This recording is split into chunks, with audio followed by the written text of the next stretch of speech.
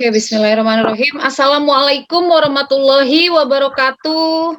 Waalaikumsalam warahmatullahi wabarakatuh. Selamat siang anak-anak, gimana kabarnya? Yang Bu, alhamdulillah. Bu. Oke, hari ini ketemu lagi dengan Ibu Eka untuk mata pelajaran produk kreatif dan kewirausahaan ya. Jangan lupa nanti kalian kemarin kan sudah saya infokan di grup kelas ya. Modulnya sudah Ibu share di Google Classroom, kemudian absensinya juga linknya sudah ada di Google Classroom, dan saya harap tolong tengok-tengok Google Classroom-nya, wajib ditengok ya, untuk melihat apakah materi yang hari ini sudah kalian baca. Oke, sebentar.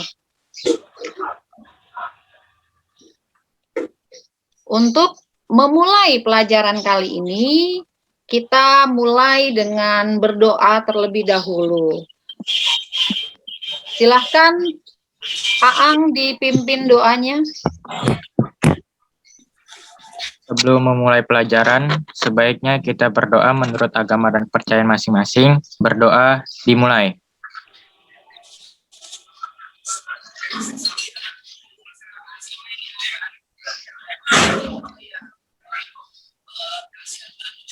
Selesai. Oke, terima kasih Aang. Oke, untuk selanjutnya, Ibu di pertemuan ini akan membahas tentang hak kekayaan intelektual, ya. Tapi sebelum Ibu masuk ke materi berikutnya, ada yang masih ingat nggak kemarin kita bahas tentang apa?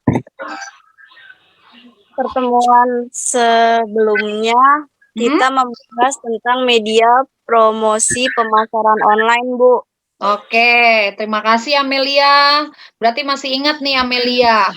Kita bahas tentang media promosi pemasaran online untuk pemasaran online.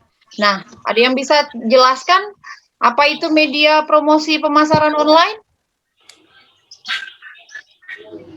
Ada yang bisa jelaskan? Media promosi pemasaran online adalah memanfaatkan perkembangan teknologi dan media informasi di era digital sehingga promosi di era digital melalui online digunakan para penjual. Oke, berarti media tersebut menggunakan teknologi ya dalam mempromosikan produknya ya. Bagus Anissa. Kemudian apa sih kelebihan dari media sosial itu dalam berpromosi? Ada yang tahu? Ya, jangkauan usahanya luas, tidak terkait waktu biasa 24 jam, tidak mengeluarkan biaya untuk mencetak brosur dan menyebarkannya, tidak menjual berbagai produk. Oke, berarti apa? Tolong diulangi Erika. Erika? Coba Nur Hasana, coba. Apaan Bu tadi pertanyaannya Bu? Tadi kan media promosi online itu kan menurut tadi paparannya Anissa itu kan menggunakan teknologi dalam promosi ya. Apa sih kelebihannya menggunakan media sosial? Jangkauan usahanya luas, tidak terikat waktu bisa 24 jam, tidak mengeluarkan biaya untuk cetak brosur dan penyebarannya, bisa menjual berbagai produk. Coba sebuah media sosial yang sering digunakan untuk promosi online, TikTok, Instagram, Facebook, Twitter, blog, dan banyak lainnya.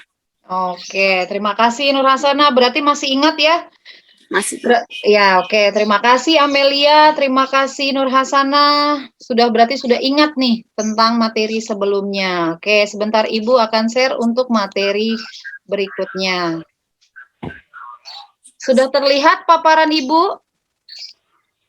Sudah, Bu. Oke, sudah terlihat ya. Nah, untuk kali ini kita akan masuk tentang kemarin media promosi pemasaran online. Sekarang kita hak kekayaan intelektual, ya. Hak kekayaan intelektual kemarin sudah Ibu bahas juga di grup WhatsApp. Jangan lupa absensinya untuk isi, terus kemudian modulnya sudah Ibu share juga di Google Classroom, ya. Jadi kalian harus memantau terus Google Classroom kalian. Nah, untuk materi kali ini itu adalah 3.14 menerapkan pengajuan hak kekayaan intelektual, 4.14 membuat pengajuan dokumen untuk perolehan hak kekayaan intelektual. Tujuan pembelajaran kita kali ini, di pertemuan ini, yang pertama, kalian dapat menguraikan hak kekayaan intelektual dengan mandiri, artinya kalian bisa sendiri. Yang kedua, kalian bisa menyimpulkan prinsip dan manfaat hak kekayaan intelektual dengan komunikatif, artinya kalian bisa komunikatif.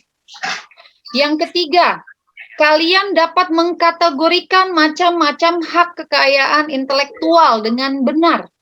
Yang keempat, kalian dapat merumuskan tata cara pendaftaran hak kekayaan intelektual dengan tepat. Yang kelima, yang terakhir, kalian dapat menentukan tata cara pendaftaran hak kekayaan intelektual dengan benar, ya.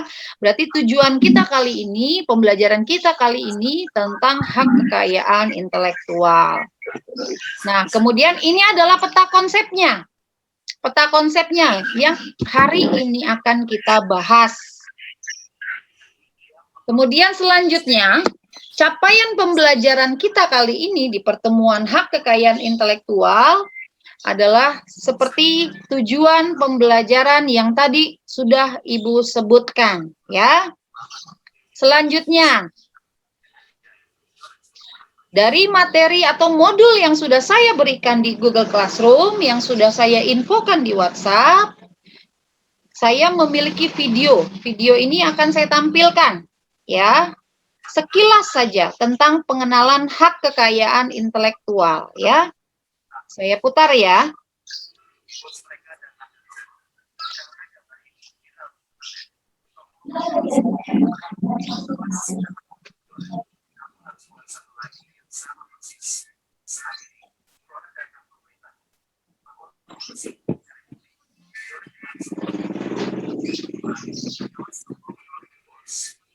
Suaranya terdengar atau tidak? Enggak ada, Bu. Tidak ada.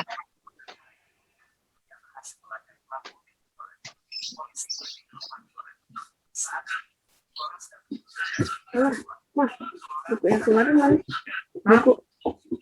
Buku. Mana taruh nih? Ini lalu.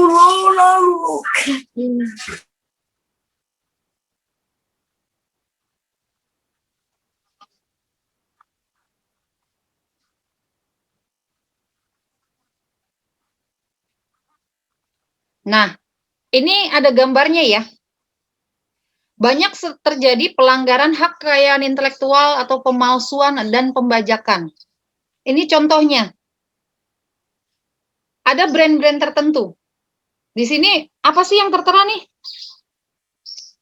Palsu. Palsu. Coba ada yang bisa terangkan tentang kenapa barang ini kenapa ada barang palsu dan kenapa ada barang original?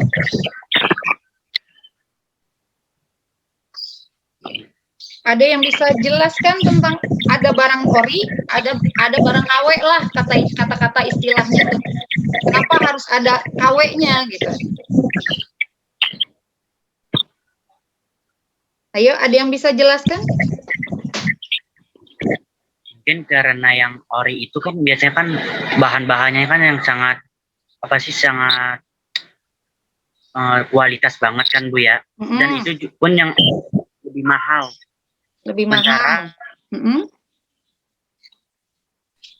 Sementara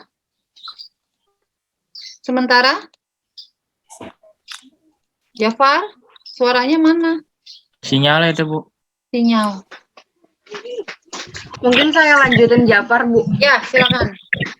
Mungkin maksud Jafar seperti ini. Jadi kan biasanya barang itu ada yang original, ada yang palsu, ada yang KW juga. Biasanya produk original itu emang dari mereka mulai dari bahannya, harganya itu terkadang ada yang mahal juga. Mungkin karena ada palsu atau KW-nya ini lebih ke harganya lebih terjangkau. Oke, bagus Anissa. Ada lagi yang bisa menjelaskan kenapa ada barang palsu? Barang KW, betul Anissa, bagus. Ada lagi nak? Cukup ya? Oke, betul Anissa. Kalau barang ori itu harganya cenderung mahal, tapi bahan kualitasnya bagus. Kemudian muncullah, kenapa muncul barang KW atau barang palsu yang hampir mirip atau serupa sama persis dengan barang yang asli, tapi kualitasnya bagaimana nak? Kalau barang palsu itu kualitasnya bagaimana nak? Bagus nggak? Mungkin agak lebih jelek. Iya, jadi misalnya kalau barang original bisa dipakainya tahan lama ya untuk jangka panjang, tapi kalau barang palsu dipakainya untuk jangka pendek biasanya, baru dipakai aja udah rusak dan lain-lain. Nah, karena dari hal seperti itu ada barang ori dan ada barang KW, makanya muncullah hak kekayaan intelektual. Kenapa harus ada hak kekayaan intelektual? Ada yang bisa jelasin tentang hak kekayaan intelektual dari video yang tadi tuh? Ada barang ori, ada barang palsu. Harusnya seperti apa? Biasanya barang palsu itu legal atau ilegal sih, Nak? Ilegal. Ilegal, betul. Ya, ada yang bisa terangkan tentang hak kekayaan intelektual? Apa sih hak kekayaan intelektual itu? Ya, silakan. Hak kekayaan intelektual itu suatu hak kekayaan yang diberikan untuk seseorang yang memiliki kekayaan intelektual yang dilindungi. Dilindungi. Ada lagi yang bisa jelaskan hak kekayaan intelektual? Hak yang didapatkan dari hasil olah pikir manusia untuk menghasilkan suatu produk, jasa, atau proses yang berguna untuk masyarakat. Oke. Berarti seperti tadi contoh yang barang palsu sama barang KW, kira-kira siapa yang menemukan produknya pertama kali? Berarti yang membuat barang ori, iya nggak? Iya nggak? Iya nggak? Ayo. Ya. Oke, berarti kenapa ada hak kekayaan intelektual? Karena berpikir dari olah pikir manusia itu sendiri, ya. Betul ya yang tadi dijelaskan sama Amel, sama Jafar, terima kasih. Berarti hak kekayaan intelektual itu hak yang dimiliki oleh seseorang dari berupa olah pikir, imajinasinya, dia punya suatu gambaran gitu ya. Nah, makanya hak tersebut harus dilindungi sama undang-undang. Kita harus laporkan hak kekayaan kita gitu dari olah pikir yang kita dapatkan. Ya, betul ya. Kemudian selanjutnya ini adalah dasar hukum. Jadi sebelum kita mendaftarkan hak kekayaan intelektual yang kita ciptakan, ya, ternyata kita dilindungi sama undang-undang dari hak tersebut. Gitu. Ada dasar hukumnya, baik internasional maupun nasional yang ada di Indonesia. Nah, setiap hak itu masing-masing berbeda undang-undangnya. Nah, nanti kalau undang-undang tersebut kalian akan baca sendiri atau ada di modul yang nanti di dalam modul tersebut saya terangkan ini untuk apa saja, undang-undang ini untuk apa saja ya. Berarti misalnya Jafar bikin nulis buku tuh. Nulis buku tiba-tiba dibaca sama Andi.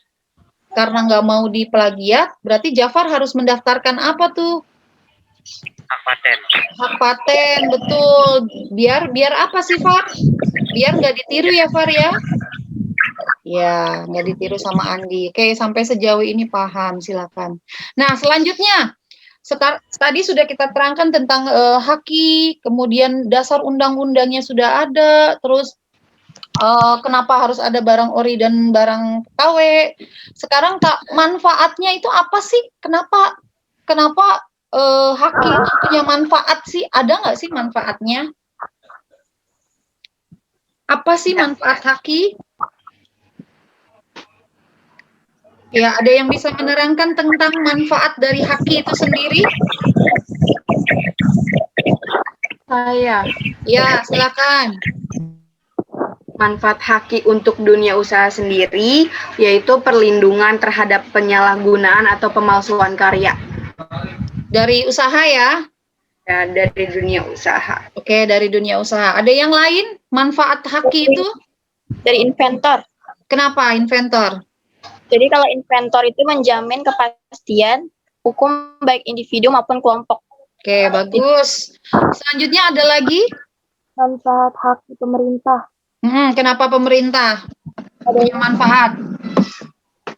Posisi pemerintah yang menerapkan haki tingkat WTO. Oke ya. Ternyata ada dari dunia usaha, kemudian ada dari inventor, ada juga dari pemerintah. Manfaatnya banyak sekali.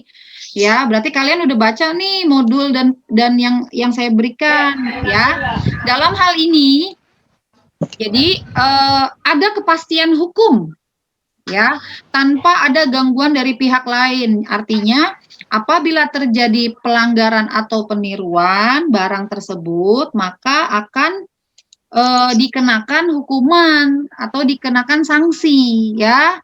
Oke, bagus. Selanjutnya kita masuk ke sini. Ruang lingkup. Ya, ruang lingkup haki ada 2. Hak cipta dan hak kekayaan industri. Ya. Apa itu hak cipta? Tadi kita sudah panjang lebar contoh-contohnya sudah Ibu terangkan tadi. Apa itu hak cipta, Nak?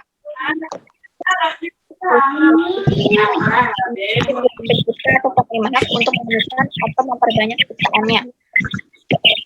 Dan izin. Apa, Nak? Suaranya agak samar-samar, Nak.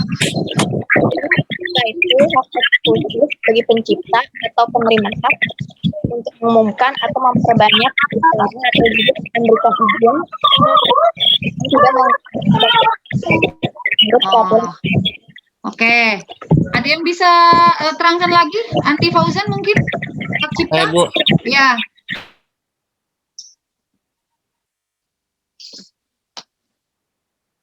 Andi? Hak cipta adalah hak eksklusifnya. Contohnya apa, Andi?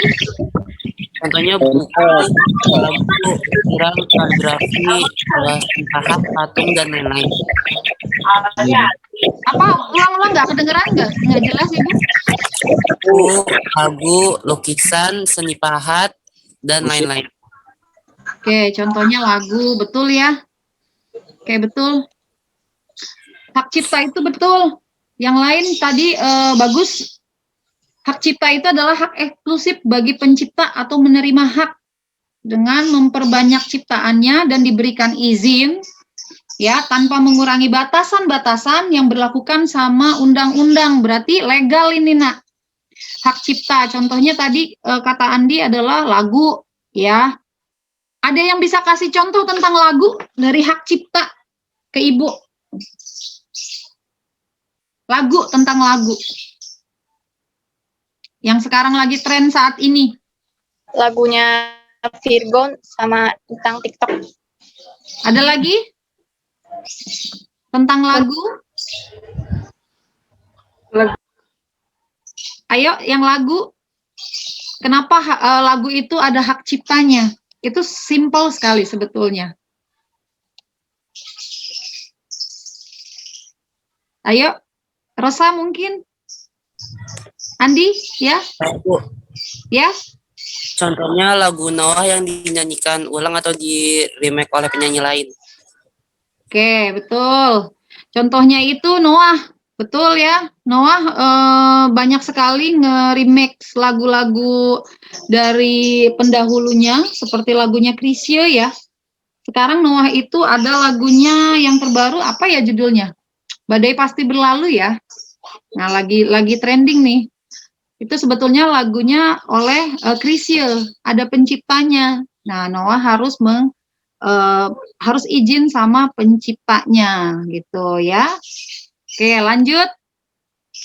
Berarti ketika seseorang yang memegang hak cipta harus memiliki lisensi dan royalti ya. Jadi harus izin terlebih dahulu.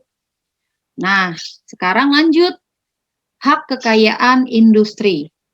Ada beberapa bagian. Ada yang bisa jelaskan tentang merek?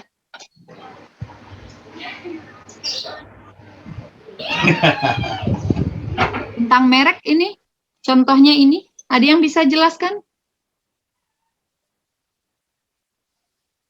Aang mungkin?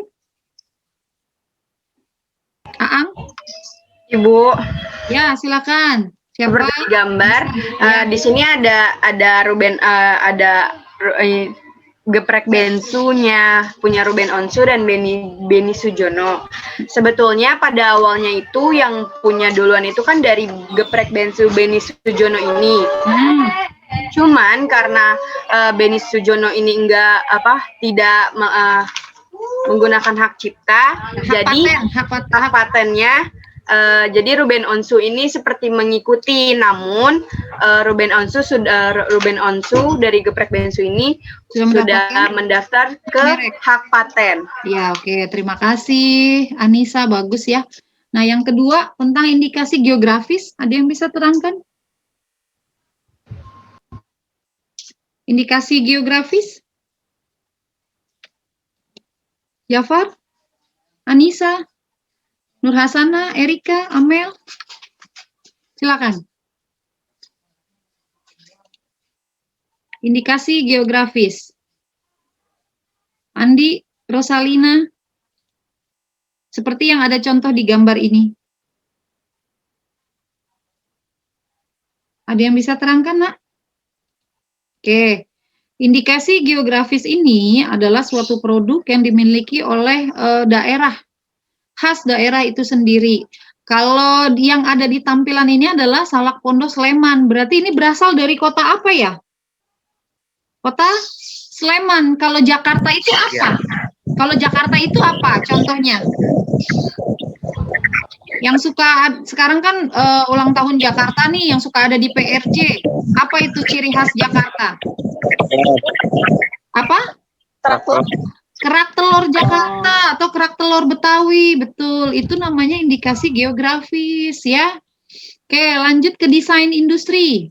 Ada yang bisa terangkan nih, Rizky? Tentang desain industri? Ada yang bisa terangkan? Nur Hasana? Jafar? Silakan. Anissa? Ya, desain industri itu seperti contohnya di sini mobil, biasanya mobil itu berbeda-beda merek.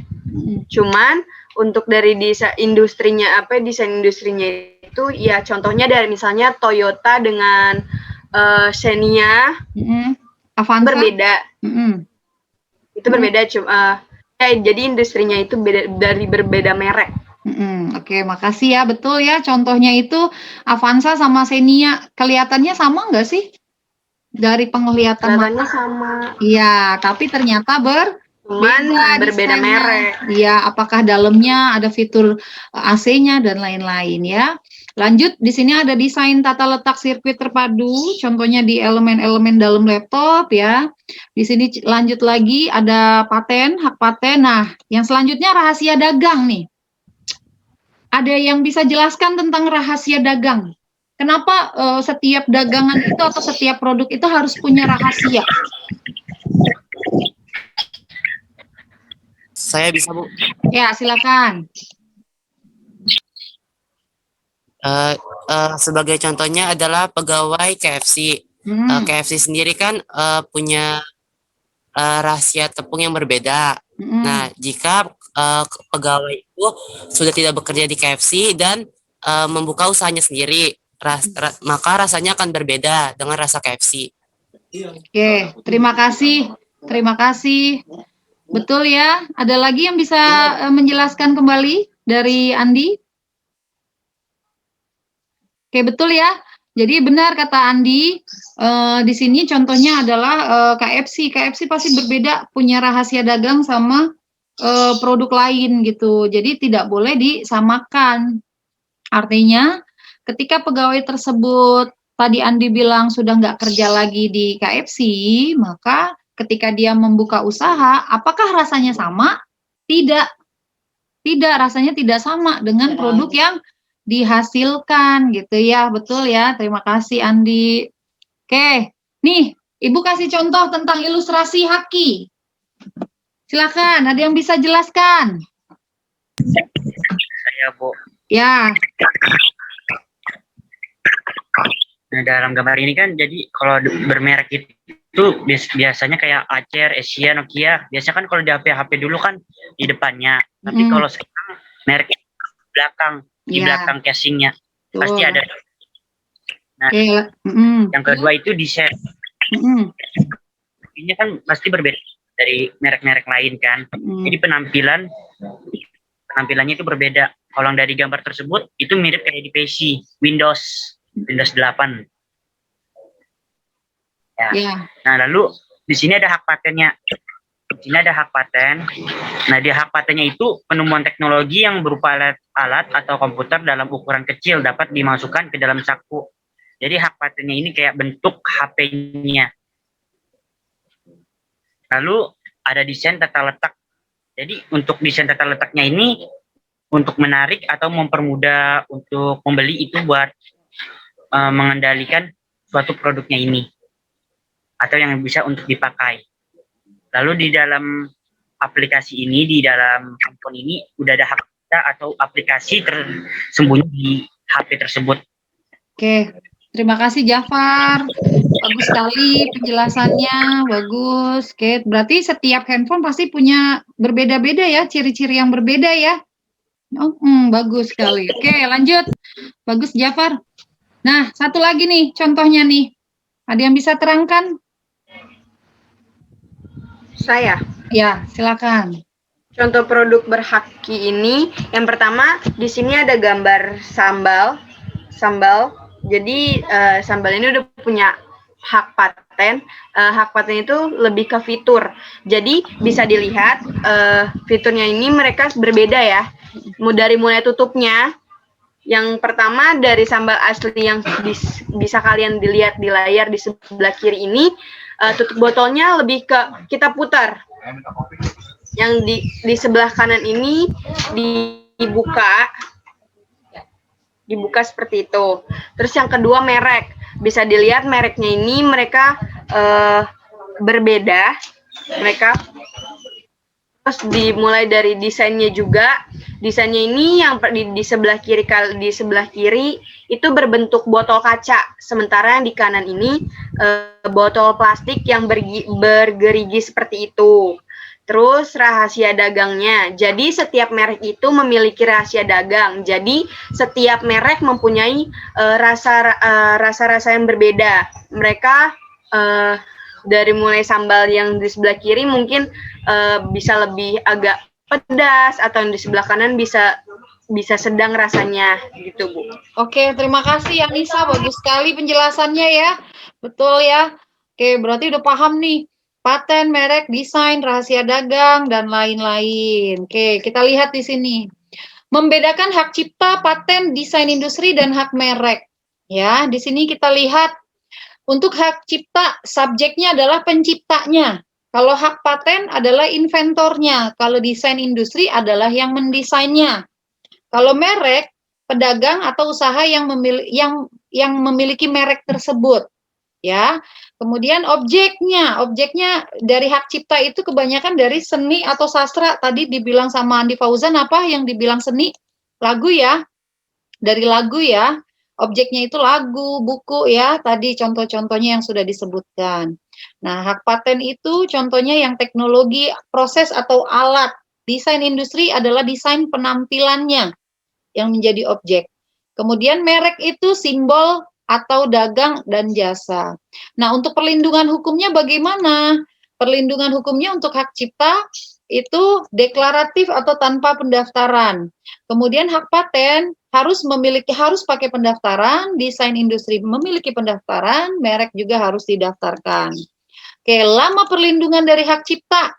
Ketika yang menciptakan tersebut meninggal dunia atau lebih dari 50 tahun hak ciptanya, berarti harus diperbaharui lagi. Kalau hak paten biasanya 20 tahun, paling sedikit 10 tahun. Desain industri itu kadaluarsanya 10 tahun. Merek juga sama 10 tahun dan dapat diperpanjang. Nah, dalam hal ini kita bisa bedakan, Nak, hak cipta, hak paten, desain industri, dan juga merek. Oke, selanjutnya. Ini adalah tampilan tata cara pendaftaran hak paten ya. Ini ada alur pendaftarannya. Untuk lebih jelasnya sudah Ibu paparkan di modul ya, Nak ya. Jadi ada alur-alurnya harus seperti apa. Kalian bisa nanti akan baca di modul kalian. Di sini Ibu ada hak paten. Kemudian tata cara pendaftaran merek. Jadi yang tadi contoh geprek apa, Anissa? Contohnya tadi yang geprek Bensu dengan Beni Sujono dengan Ruben Onsu ya. Nah, ini ada harus alur pendaftarannya seperti apa, sudah Ibu share di modul. Kemudian hak cipta yang tadi contoh adalah lagu, itu tata cara alur pendaftarannya harus seperti apa, sudah Ibu share juga di modul. Kemudian tentang desain industri, ada alurnya juga seperti apa, desain-desain fitur-fitur yang tadi kita sudah bahas.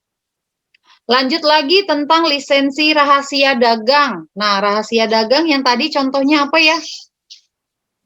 Contohnya apa tadi yang rahasia dagang? KFC. Iya, KFC ya. Jadi ada juga alur-alurnya kenapa harus dilisensikan. Tidak boleh sama rahasia dagang satu dengan rahasia dagang lain. Oke, sampai sejauh ini ada yang mau tanya tentang materi yang disampaikan oleh teman-teman kalian dan sudah kita bahas tadi tentang materi haki? Ada yang bisa, silakan, ada yang mau bertanya? Tidak? Oke, lanjut ya. Ibu lanjut. Nah, untuk tugas kali ini ya, ini kan sudah Ibu share di materi dari minggu kemarin. Kita akan bahas tentang haki di materi kali ini. Tugasnya pun sudah Ibu share di Google Classroom ya. Kalian tugas kali ini yang pertama mengidentifikasikan masalah kasus. Nanti akan Ibu paparkan kasus. Kemudian yang kedua adalah masalah kasus yang Ibu paparkan itu berdasarkan kehidupan nyata atau real yang terjadi pada saat ini. Nah, Ibu akan membagi beberapa siswa ya, beberapa kelompok yang terdiri dari 4 siswa atau 3 siswa.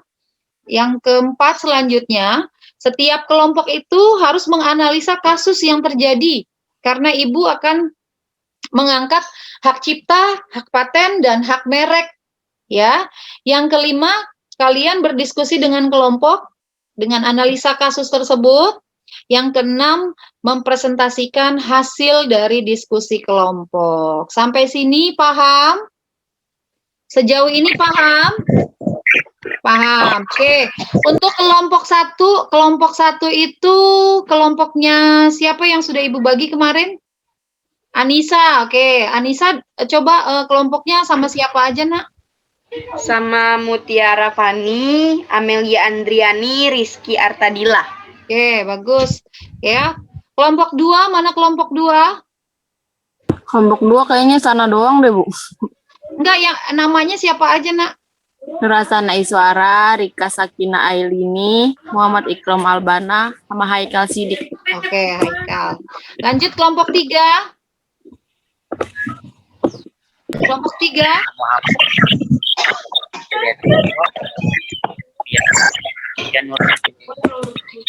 Jafar, suaranya nggak terdengar jelas, Jafar. Kelompok 3 terdiri dari Muhammad Jafar Sidik Hidayatullah, Bagas Agung Fikri, Susanto, dan Mahardika Nursetrianti. Oke, lanjut kelompok 4. Kelompok 4, Aang ya? Ada Aangnya? Oke, lanjut ya. Oke, berarti yang pertama untuk kelompok 1. Perhatikan Anissa, kelompok 1. Ini ada soal kasus TikTok digugat oleh PT Digital Rantai Maya ke Pengadilan Negeri Jakarta Pusat tentang hak cipta lagunya Virgon. Ya, jadi si TikTok ini tanpa memberikan izin terlebih dahulu kepada PT Digital Rantai Maya yang memiliki hak cipta kepada TikTok. Jadi TikTok ini kira-kira melanggar nggak sih gitu? Melanggar nggak sih dari hak ciptanya tersebut ya? Yang kedua yaitu tentang hak cipta yang kedua tentang suatu produk. Di sini adalah produknya bangku. Kira-kira dari kasus ini, kalau bangku itu ditiru sama teman sendiri, tiba-tiba temannya itu mendaftarkan hak ciptanya, terus kita gugat, kira-kira bagaimana kita harus menyelesaikan dari hak cipta tersebut? Bisa nggak kita daftarkan hak cipta kita? Gitu. Bisa nggak kita mengajukan ke pengadilan karena orang tersebut telah meniru hasil karya cipta kita, gitu ya. Oke, lanjut. Yang ketiga, tentang ada 3 perusahaan nih, 3 perusahaan. Jadi satu perusahaan PT Abadi, dia punya produk di sini saus tomat dan sudah mendaftarkan hak patennya. Ini tentang hak paten. Ini kita sekilas ya, Ibu, nanti kalian sendiri yang diskusi. Kemudian dari hak paten ini, dia sudah mendaftarkan hak patennya di tahun 2012, tiba-tiba muncullah 2 perusahaan, PT Jaya dan PT Merdeka. Nah, kalau PT Jaya, lihat produknya sama persis, kemudian PT Merdeka sama persis, tapi PT Jaya ada yang beda. Yang beda apa? Dia pakai tutup botol. Nah, kalian nanti analisa kasusnya ya. Selanjutnya, nih, IKEA dari Belanda dengan IKEA dari Indonesia. Dari mulai namanya saja, ini di kemerek ya. IKEA Belanda sama IKEA Indonesia. Hurufnya saja sudah sama, tapi berbeda maknanya. Nah, ini nanti tolong analisa kasusnya. Ya, seperti itu ya. Nanti kalian diskusikan. Ketika kalian diskusi dengan kelompok kalian masing-masing. Tadi ada Aang keluar, sekarang Aang masuk. Aang, ada Aang? Saya, Bu, tadi Ya. laptop saya ke-restart. Iya, jadi Aang ini ya, Aang dengan kelompoknya siapa, Aang? Kelompok 4, Aang? Dengan siapa, Aang, kelompoknya, Aang? Aang? Halo, Aang? Dengan siapa, Aang, kelompoknya, Aang? Erika, Rifka, sama Amanda, Bu. Oke, ya. Sudah ya, berarti ini tadi karena kamu keluar, ini kamu dapat di kelompok 4 tentang kasus IKEA Belanda sama IKEA Indonesia ya, Ang ya? Iya, Bu. Oke. Nah, ini tugasnya juga sudah di-share di Classroom, LKPD-nya juga sudah ada di Classroom ya. Kalian apakah sudah mempelajari kasus tersebut? Kelompok 1? Kelompok 1? Sudah, Bu. Sudah. Kelompok 2? Kelompok 2? Sudah, Bu. Sudah. Kelompok 3? Sudah. Kelompok 4? Sudah, Bu. Udah dimasukkan ke LKPD-nya ya, Nak? Udah. Ya, Bu. Ya, oke. Untuk pembahasan kali ini itu tentang tugas kalian ya, tugas kalian yang kita masuk ke pembahasan, tadi kita sudah terangkan materi. Oke, silakan untuk kelompok 1, bagaimana hasil diskusinya, Nak, dengan teman kamu? Ibu lihat rame itu di grup WhatsApp kalian. Ini saya share screen. Oke, silakan. Ya, kelompok 1 ya. Yang lain tolong dengarkan. Ibu nggak bisa kok host disable Oh ya, sebentar. participant. Oke, silakan. Udah terlihat belum? Sudah terlihat. Di scroll ke atas, Nak. Udah. Oke.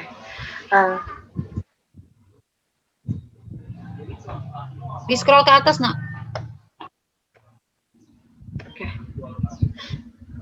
Scroll lagi, Nak, ke atas, Nak. Oke, lanjut. Udah masuk LKPD ya? Ya, lanjut. Ya. Anissa, silakan. Kelompoknya Anissa. Assalamualaikum warahmatullahi wabarakatuh. Kami dari kelompok 1. Saya mewakilkan kelompok 1. Nama saya Nisa Zahra Maulana. Dan kelompok saya dari Rizky Artadila, Mutiara Fani Saputri, dan Amelia Andriani. Kami diskusi tentang TikTok digugat. Hasil diskusi kami, analisa kasusnya, TikTok disebut secara tidak sah dan tanpa izin melakukan penggandaan, pengedaran, dan penyebaran lagu-lagu pada master sound atau master rekaman milik PT Digital Rantai Maya, yaitu PT Digital Rantai Maya. Selain meminta penggantian uang atas kerugian materi, PT Digital Rantai Maya juga meminta TikTok untuk memasang iklan yang menyatakan kesalahan di media cetak nasional selama 3 hari berturut-turut. Proses hukum ini masih dalam tahap pendaftaran di pengadilan negeri. Adapun sidang pertama yang akan digelar pada 22 April 2021. Ada di bulan April kemarin. Berikut isi yang ingin disampaikan. Yang pertama, menyatakan bahwa perjanjian kerjasama antara PT Digital Rantai Maya dengan Virgon Teguh Putra tentang label produk rekaman tertanggal 3 November 2015 adalah sah. 2. Menyatakan PT Digital Rantai Maya pemegang hak cipta yang sah secara hukum atas karya cipta lagu-lagu. Yang ketiga, menyatakan TikTok telah melakukan pelanggaran terhadap hak terkait atas hak cipta milik PT Digital Rantai Maya.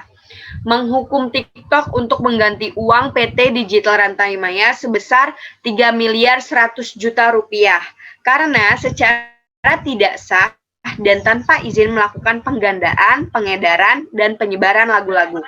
Menghukum TikTok untuk mengganti uang kerugian secara imaterial kepada PT Digital Rantai Maya sebesar 10 miliar rupiah karena PT Digital Rantai Maya mengalami keresahan menyebabkan terganggunya kegiatan bisnis PT Digital Rantai Maya yang di masa yang akan datang. Menghukum TikTok untuk memasang iklan menyatakan kesalahan yang telah diperbuat dan permohonan maaf kepada PT Digital Rantai Maya di harian Kompas selama 3 hari secara berturut-turut. Menghukum untuk membayar uang paksa atas keterlambatan pembayaran ganti rugi sebesar 10 juta rupiah setiap hari keterlambatan pembayaran. Menghukum TikTok untuk membayar biaya yang timbul dalam pemeriksaan perkara Akuo. Sekian dari hasil analisa kasus kelompok 1. Terima kasih, Anissa. Ada yang bertanya? Untuk kelompok 1 presentasi, silakan. Saya, Bu. Ya, silakan.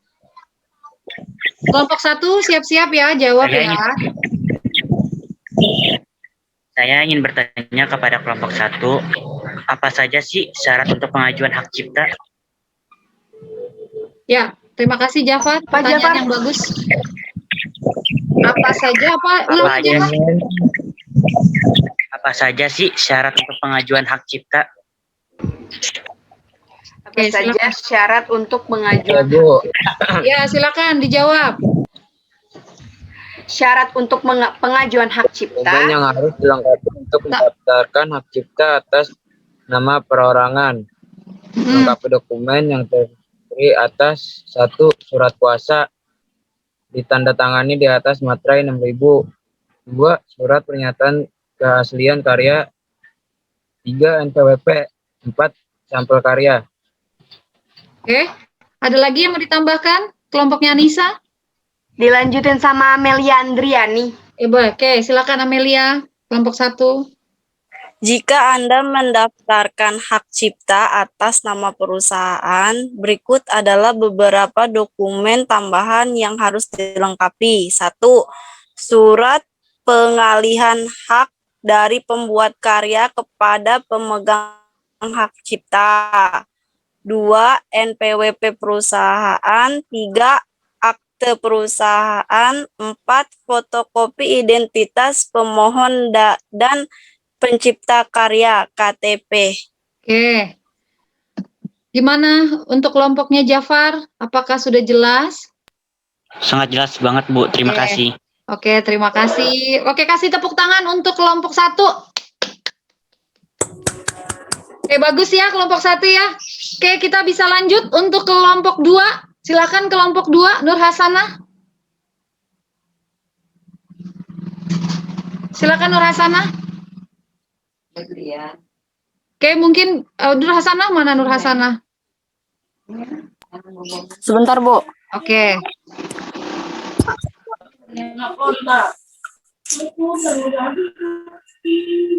Silakan bisa dipaparkan.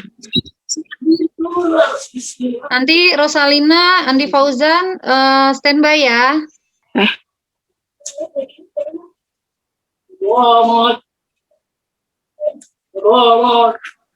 Bisa Nur Hasanah? Bentar, Bu. Udah kelihatan belum, Bu? Sudah terlihat.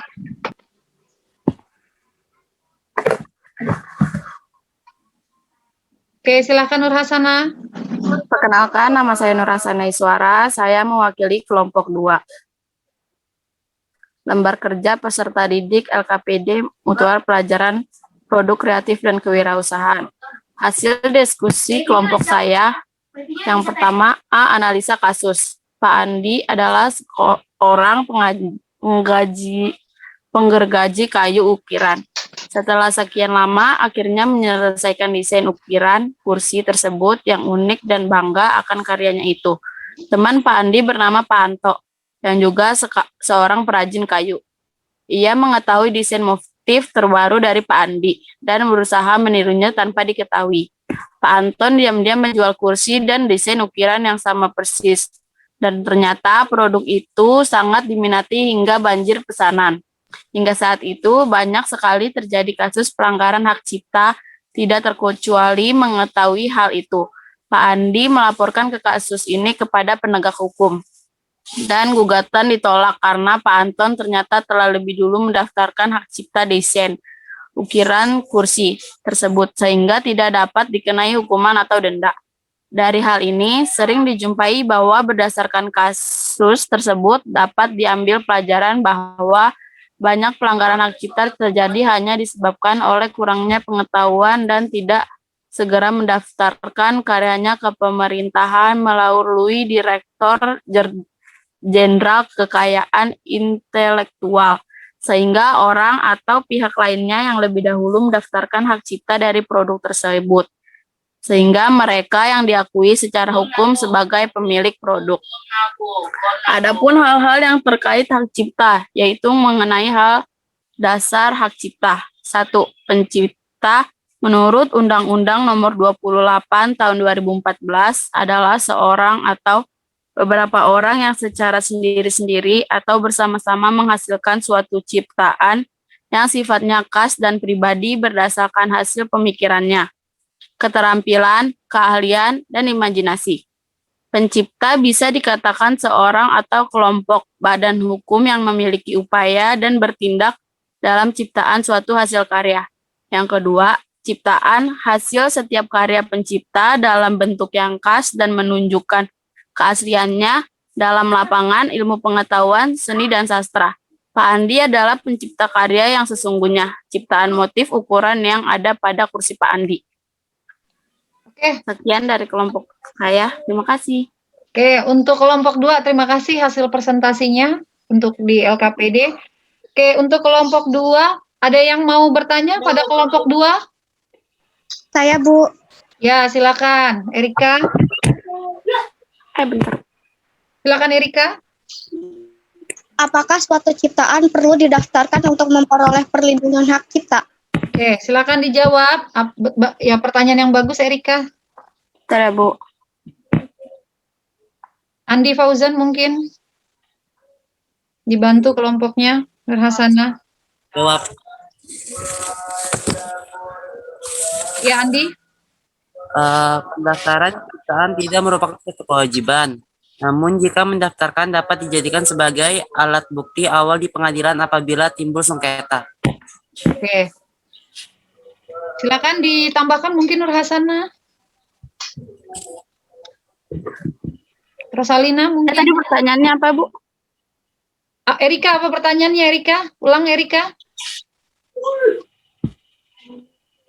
Erika. Apakah suatu ciptaan perlu didaftarkan untuk memperoleh perlindungan hak cipta? Perlindungan suatu ciptaan timbul secara otomatis sejak ciptaan itu diwujudkan dalam bentuk yang nyata. Pendaftaran ciptaan tidak merupakan suatu kewajiban untuk mendapatkan hak cipta. Namun demikian, penciptaan maupun penegakan hak cipta yang mendaftarkan ciptaannya akan mendapatkan surat pendaftaran ciptaan yang dapat dijadikan sebagai alat bukti awal di pengadilan apabila timbul sengketa di kemudian hari terhadap ciptaan tersebut. Oke, terima kasih Nur Hasanah jawabannya. Gimana Erika? Sudah jelas? Sudah, Bu. Oke, terima kasih. Kita tepuk tangan untuk kelompok 2. Oke, lanjut ke kelompok 3 ya.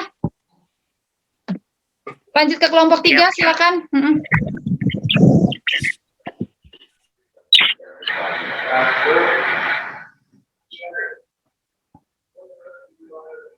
Ya, udah ada kan, Bu? Sudah terlihat, sudah. Dibesarkan aja di Zoom-nya. Ya. Ya. Assalamualaikum warahmatullahi wabarakatuh. Saya dari kelompok 3. Saya dari kelas 11 BDP. Saya akan menjelaskan tentang diskusi saya, rekan-rekan saya. Di rekan-rekan saya ini ada Bagas Agung dan Mahardika. Pada gambar tersebut sudah terlihat ada 3 PT perusahaan. Yang pertama yaitu adalah perusahaan Abadi, adalah perusahaan saus tomat. Begitu juga perusahaan Jaya dan Merdeka, perusahaan Abadi sudah terdaftar hak patennya sejak 2012. Pada tahun 2014, perusahaan Jaya dan perusahaan Merdeka menggunakan kepala botol yang sama dengan milik perusahaan Abadi. Nah, perusahaan Merdeka meniru begitu saja kepala botol itu tanpa perubahan apapun. Sedangkan perusahaan Jaya memodifikasi kepala botol tersebut dengan memberi penutup untuk ujung kepala botol. Nah, mengetahui hal ini, perusahaan Abadi yang telah mendaftarkan hak patennya sejak 2012 menggugat perusahaan Jaya dan perusahaan Merdeka. Nah, terjadilah persidangan pun berlangsung dan vonis pun telah ditetapkan. Namun, yang dinyatakan melanggar hak patennya itu adalah perusahaan Merdeka karena meniru persis kepala botol milik perusahaan Abadi. Sedangkan perusahaan Jaya itu kan melakukan pengembangan produknya terhadap kepala botol dan diinovasi dianggap lebih terinventif gitu. Nah, serta termasuk dalam jenis hak patennya sederhana sehingga tidak dikenai hukuman apapun. Dari kasus tersebut bisa kita pahami tindakan dianggap melanggar hak paten dengan yang tidak. Dalam mengembangkan hak ini ataupun menciptakan produk, kita harus berhati-hati. Ya, dari saya ada yang ingin bertanya. Oke, terima kasih Jafar.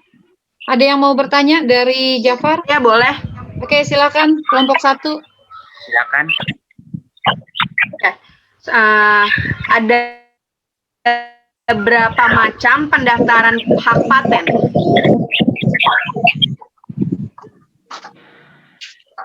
Oke, silakan dijawab. Menjawab pertanyaan Anissa Jaka. Dalam itu ada 2 macam sistem pendaftaran paten dalam rangka perlindungan hukum, yaitu yang pertama sistem first of file, yaitu adalah suatu sistem yang memberikan hak patennya bagi mereka yang mendaftar pertama atas investasi baru sesuai dengan persyaratannya. Yang kedua itu ada sistem first to invent, yaitu adalah suatu sistem yang memberikan hak paten bagi mereka yang menentukan inovasi pertama kali sesuai dengan harapan yang telah dikatakan. Apakah sudah jelas, Bisa Jara? Apakah sudah jelas? Sudah, makasih Jafar. Oke, terima kasih Jafar. Kelompok 3 atas presentasinya, kasih tepuk tangan dulu. Atas presentasinya, oke.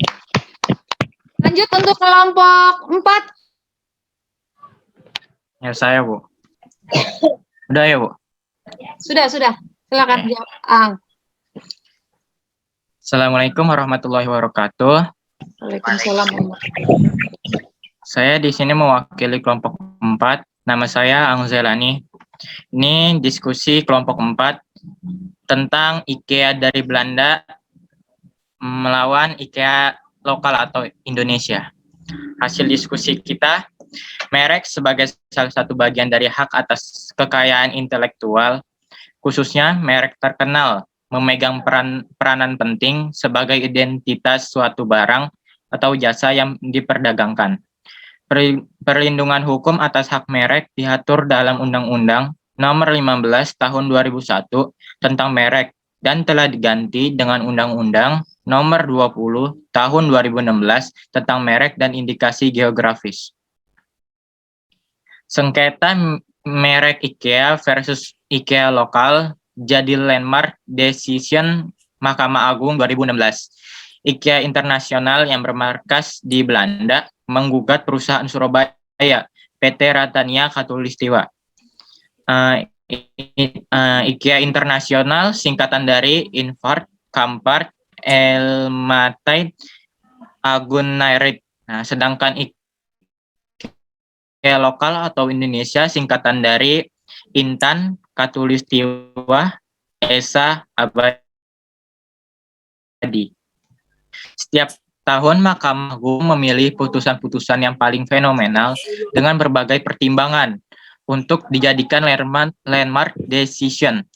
Untuk 2016, sengketa merek IKEA terpilih menjadi landmark decision kategori kasus perdata khusus. Atas sengketa merek tersebut, Samsul Marif dan kawan-kawan memilih pemegang merek IKEA Indonesia adalah perusahaan Surabaya. Mahkamah Agung menilai putusan ini memiliki dua kaidah hukum mengapa layak dijadikan landmark decision, yaitu yang pertama, merek yang tidak digunakan oleh pemiliknya selama 3 tahun berturut-turut sejak tanggal pendaftaran dapat dihapus dari daftar umum merek didasarkan pada hasil survei pasar tanpa perlu mempertimbangkan kredibilitas lembaga surveinya. Yang kedua, pengetahuan hakim di luar persidangan tidak diakui sebagai fakta hukum. Poin nomor 2 di atas seolah untuk menepis pendapat Hakim Agung I Gusti Agung Sumantaha. Dalam putusan itu, Sumantaha menilai seharusnya IKEA Internasional yang menang dengan asumsi telah berdiri toko IKEA di Jalan Alam Sutra, Tangerang. Namun, berdasarkan adigium pengetahuan hakim di luar persidangan tidak diakui sebagai fakta hukum, maka alasan Sumantaha ditolak majelis. Sekian hasil diskusi kelompok 4. Wassalamualaikum warahmatullahi wabarakatuh. Waalaikumsalam warahmatullahi wabarakatuh. Bagus, Aang, hasil presentasinya. Oke, silakan satu pertanyaan untuk kelompok 4. Saya, Bu. Ya, silakan. Perlukah usaha kecil dan menengah mendaftar merek dagang? Yuk, silakan dijawab. Kelompok 4, Aang, Erika. Saya mau jawab, Bu. Oke, silakan.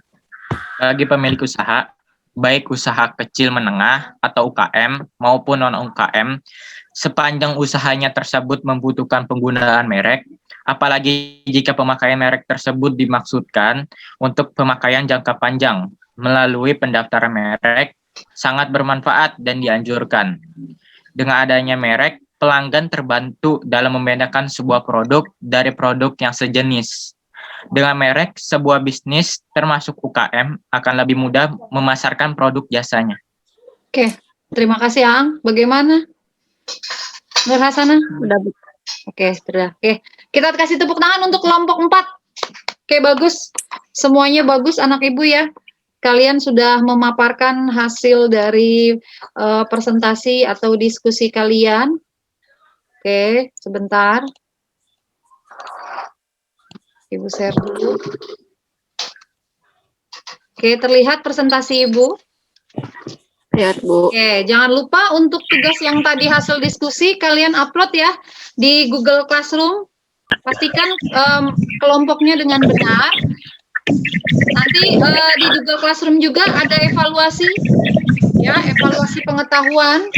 Sudah Ibu share juga di Google Classroom linknya, sudah Ibu infokan di WhatsApp kalian. Oke, sampai sejauh ini ada yang bisa memberikan kesimpulan kita belajar tentang sejauh mana tentang haki. Ayo, ada yang bisa kasih kesimpulan? Silakan. Yuk, ada yang bisa kasih kesimpulan? Silakan. Ya, Rosa, silakan. Kesimpulannya. HKI itu kekayaan intelektual, hak eksklusif yang diberikan suatu hukum atau peraturan kepada seseorang atau kelompok orang atas karya ciptanya. Oke, terima kasih Rosa. Ada lagi, Nak? Yang kita pelajari hari ini? Ayansa, silakan. HKI memberikan manfaat bagi dunia usaha, inventor, pemerintah, adanya kepastian hukum bagi pemegang hak dalam melakukan usahanya tanpa gangguan dari pihak lain. Oke, bagus Anissa. Ada lagi? Mungkin contoh hak cipta dan lain-lain yang tadi sudah kita bahas. Ya, Jafar, silakan. Contoh dari hak cipta bisa dari buku, lagu atau musik, terus lukisan, gambar, sisiran, seni pahat, patung dan keramik ataupun seni batik. Oke. Berarti sudah paham ya tentang materi kali kita ini ya? Sudah paham ya? Tentang hak kekayaan intelektual ya. Oke, bagus. Semuanya kita kasih tepuk tangan untuk pembelajaran hari ini. Oke, jangan lupa terima kasih sudah join untuk hari ini. Kita pembelajaran tentang hak kekayaan intelektual. Yang pasti gunakan protokol kesehatan, jangan kemana-mana karena COVID lagi merajalela pada saat ini ya. Selamat berlibur. Karena ini adalah momen liburan, maka sampai sini tidak ada yang bertanya. Apa ada yang mau bertanya? Sudah cukup? Cukup ya? Oke, cukup. Untuk mengakhiri pertemuan kali ini, silahkan dipimpin doa, Jafar.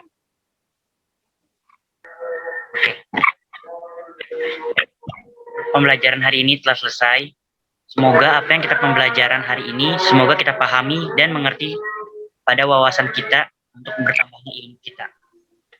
Alangkah baiknya sebelum kita tutup pembelajaran ini berdoa menurut kepercayaan agama masing-masing. Berdoa dimulai. Berdoa selesai. Terima kasih. Terima kasih Jafar. Oke, terima kasih anak-anak. Gunakan protokol kesehatan ya. Wabillahi taufik walhidayah. Wassalamualaikum warahmatullahi wabarakatuh. Waalaikumsalam warahmatullahi wabarakatuh. Silakan di live grupnya. Oke, silakan di live grupnya. Oke, terima kasih.